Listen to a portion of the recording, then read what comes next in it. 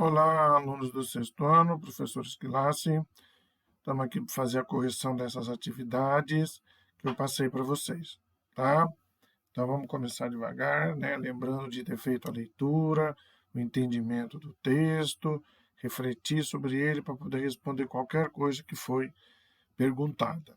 Tá? Então, por exemplo, vamos lá na primeira pergunta. Alguns estímulos são internos, ou seja, gerados pelo próprio corpo. Graças aos receptores localizados no interior do nosso corpo, podemos perceber certas sensações como fome, sede, dor e a necessidade de urinar, né, de fazer xixi. Então, explique a importância de perceber informações internas do organismo.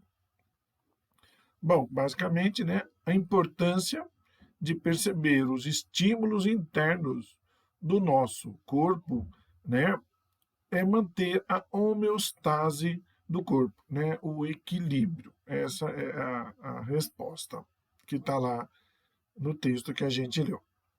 2. As esponjas apresentam respostas bastante simples a estímulos do ambiente. Lembrando que a esponja é um animal marinho, né? Que tem um sistema nervoso,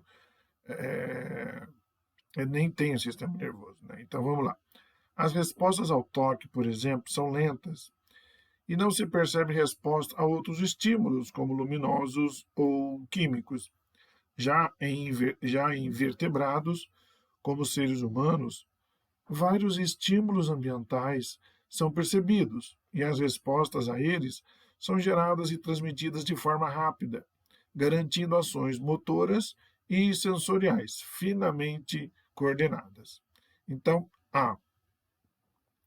comparando os seres vivos desses dois grupos, né, as esponjas e os mamíferos e os vertebrados, o que se pode dizer sobre a presença ou ausência de células sensoriais e nervosas? Bem, conforme nós vimos no texto, as esponjas elas não possuem receptores especializados na detecção de substâncias químicas e estímulos luminosos. E o seu sistema nervoso não é centralizado e desenvolvido. Já os vertebrados têm um sistema nervoso centralizado e numerosos receptores especializados em detectar estímulos externos e externos diversos. Tá? Mudando a página. Bem, continuando. B. Pode-se concluir que a presença do sistema nervoso central, atuando na coordenação de ações motoras e sensoriais, traz vantagem adaptativa aos grupos que o apresentam? Justifique, né? Explique sua resposta. Bem, sim, né? Traz vantagem adaptativa. A centralização do sistema nervoso levou a uma maior coordenação das ações motoras e sensoriais. Isso permitiu que os animais sobrevivessem em ambientes onde deveriam competir com outras espécies para atender suas demandas nutricionais e responder rapidamente perante condições de perigo. Tá? Bom, agora a questão 3.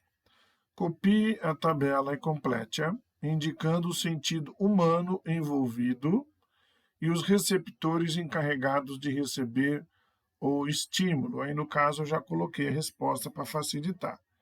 Tá? Então, por exemplo, nós temos aqui na primeira coluna qual é o estímulo, qual é o sentido e quais são os receptores envolvidos. Então, nós temos estímulo à temperatura. Qual que é o sentido que nós utilizamos? O tato. E quais são os receptores? Os termorreceptores. Tá? Se o estímulo é luz e sombra, qual que é o sentido? É a visão.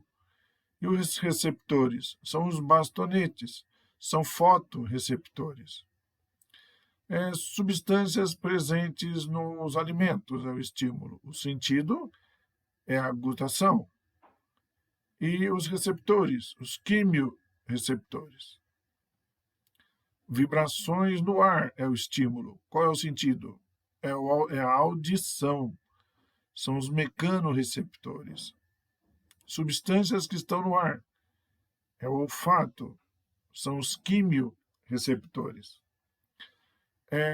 As cores de um objeto, o sentido é a visão e são os cones, também fotorreceptores.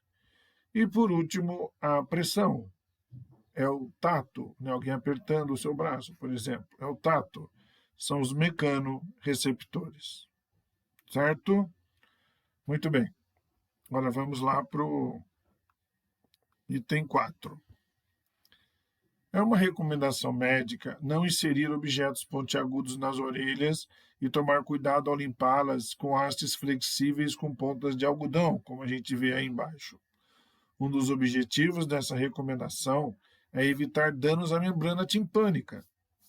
Deduza o que poderia acontecer se essa membrana fosse danificada. Deduza, tipo assim, reflita sobre o que poderia acontecer. Bem, baseado no texto, né? A membrana timpânica é a responsável pela transmissão das vibrações do som para a orelha média. Então, qualquer dano nessa estrutura diminuirá consideravelmente a audição da pessoa. Certo? 5. Em um grave acidente, uma pessoa teve diversas estruturas da orelha interna danificada, além de problemas, vamos subir lá, na audição. Essa pessoa passou a apresentar problemas de equilíbrio. Explique, desculpa, como o dano à orelha interna pode afetar o equilíbrio corporal do indivíduo? Bem, como nós vimos no texto, a orelha interna ela é a responsável pela detecção das vibrações do som, estão ligados à audição. E isso através das células ciliadas da cóclea. Enquanto os canais semicirculares são aqueles que estão relacionados com o equilíbrio. Então, dessa forma, qualquer dano na orelha interna que comprometa ambas as estruturas será prejudicial à audição e ao equilíbrio corporal do indivíduo. Certo? Muito bem. 6ª questão. Leia o texto a seguir e faça o que se pede. O sistema Braille é um código universal de leitura tátil e de escrita, usado por pessoas cegas, desenvolvido na França por Louis Braille, um jovem cego, a partir do sistema da leitura no escuro, para uso militar, de Charles Barbier. Então, utilizando 6 pontos em relevo, dispostos em 2 colunas, possibilita a formação de 63 símbolos diferentes, né? Usados em literatura nos diversos idiomas, na simbologia matemática e científica, na música e mesmo informática. Então, ele pede para você identificar o órgão e o tipo de célula sensorial que estão relacionados à leitura no sistema Braille. Certo? Tranquilo, né? A pele, então, ele é o órgão nas nossas mãos e ele é composta por células epiteliais com numerosos mecanorreceptores que possibilitam a leitura no sistema Braille. Foi o que nós vimos aqui, ó. Tato, né? Estímulo, temperatura ou pressão, tato. Mecano, no caso aqui pressão, né? Da leitura, mecanorreceptores. Tá? 7. Quando sentimos o cheiro da nossa comida preferida, muitas vezes ocorre a produção de saliva, que já começa a preparar o sistema digestório para receber esse alimento. Onde se localizam as células especializadas em captar os estímulos olfativos? Bem, as células especializadas em captar os estímulos olfativos se localizam na parte traseira do nariz, nas mucosas do epitélio olfativo, que é composto de células olfatórias.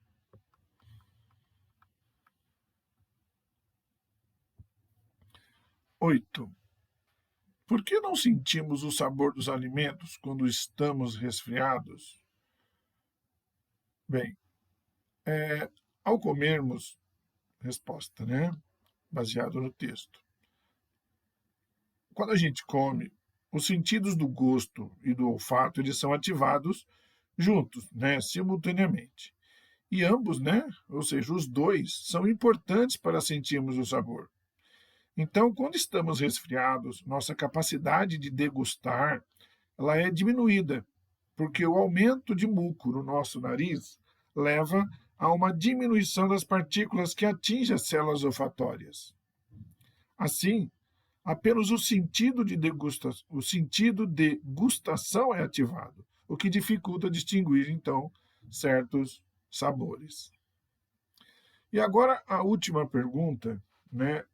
A exposição contínua a sons de alta intensidade pode provocar vários danos à saúde, além de perda parcial ou total da audição. Em grupos, pesquisem outros danos à saúde do ser humano provocados pela exposição a sons intensos e apresentem medidas para proteger a sua audição. Bem, isso é uma resposta mais pessoal, né? Ele até coloca aí, ó, resposta, coloquei aí, resposta variável. Então, gente, qualquer som alto, por exemplo, discoteque, não sei se vocês já perceberam, pessoas que trabalham em pistas de aeroporto, geralmente eles estão com um fone, parece um fone de ouvido, mas não é, é um protetor do ouvido, tá? Para não receber tanto som alto que é no aeroporto, a turbina do avião ela produz um som muito elevado, então ela tem que usar aquele protetor auricular lá, né? Isso e tem esses grandes, tem uns que são menores, né? Em fábricas que fica a máquina o dia inteiro trabalhando, aquilo pode comprometer a audição da pessoa, então eles colocam, geralmente é uma borrachinha meio alaranjada que ele coloca para proteger o ouvido, né? Em resumo, em qualquer ambiente que tem um som muito alto, e infelizmente muitas pessoas trabalham em ambientes assim, elas têm que ter proteção, seja tipo esse fone de quem trabalha em pista de aeroporto ou quem trabalha em fábricas com máquinas que fazem muito barulho, que coloca um tapa-ouvido alaranjado que também protege do som alto, certo? Então é isso, gente. Feita a correção e encontro vocês na sala de aula agora, né? Ou aqui ainda. Um abraço e até mais.